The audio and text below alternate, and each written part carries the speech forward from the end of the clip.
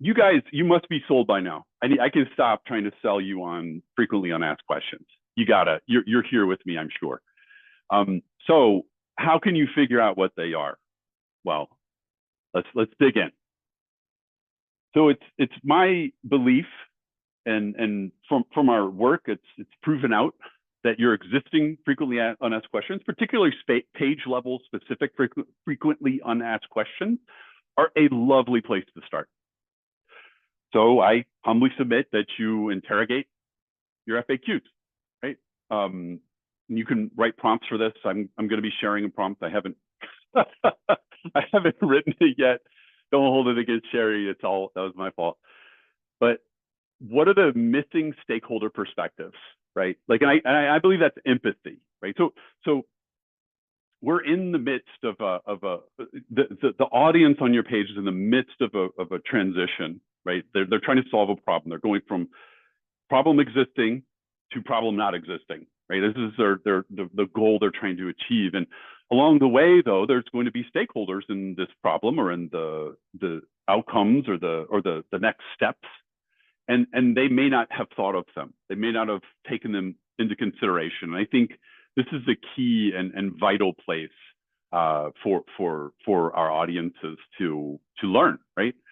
We've got the unmapped dependencies, unrecognized biases, and assumptions. And this is a place I love to, you always know when you hit one of these, you're like, oh, like, wow, I really expected or assumed something different would happen here. And but if we can pre-answer these kinds of things, I really feel like we have and we could discover them within our existing frequently asked questions.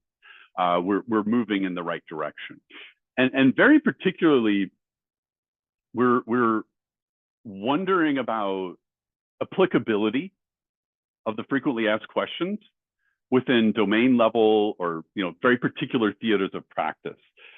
So this is what we see a lot in LLM prompting right now, and this is one of the huge. Like, I'm so thrilled and so excited about it.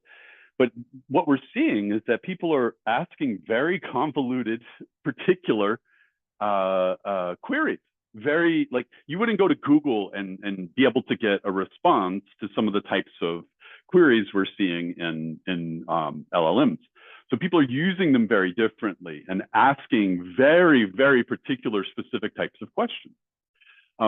If you're in the SEO space, we think about, kind of modeling backwards from topical intent. Like, we think in terms of bucketing keywords by what problems are people trying to solve, right? We look down at the people, we scrape Google a lot, right? But we look down at the people also asked, and we say, well, what are they asking besides just this keyword? What are the types of questions people are asking? You can kind of lean into intent that way as well. And this could become a filter or a layer with which you're kind of interrogating your frequently unasked questions, or your frequently asked questions to discover the frequently unasked questions. We don't have a specific tool built just for frequently asked to frequently unasked yet, but we're modeling all that out right now.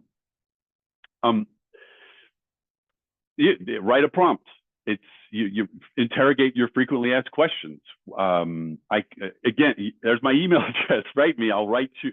You tell me what your FAQ page is, and I'll work backwards into a prompt just for you. Anybody listening today, or write your own. You guys know how to write prompts, but like that would be that's what I think you should do next, just to check this out, and then you check in with your colleagues and internal stakeholders to validate them. And then the fun part. All right. So you got your hypothesis. We had this hypothesis, kind of as we leaned into this for the students, which is right here. I spent so much time writing this. I really want to just read it out loud. But people are getting pre-approval from their stakeholders before committing their stakeholders' resources of time, money, and effort for the entire duration of the enrollment, right? That is just the people that have been successful in college will have kind of talked with with their stakeholders before they went ahead and made this major life decision. Okay.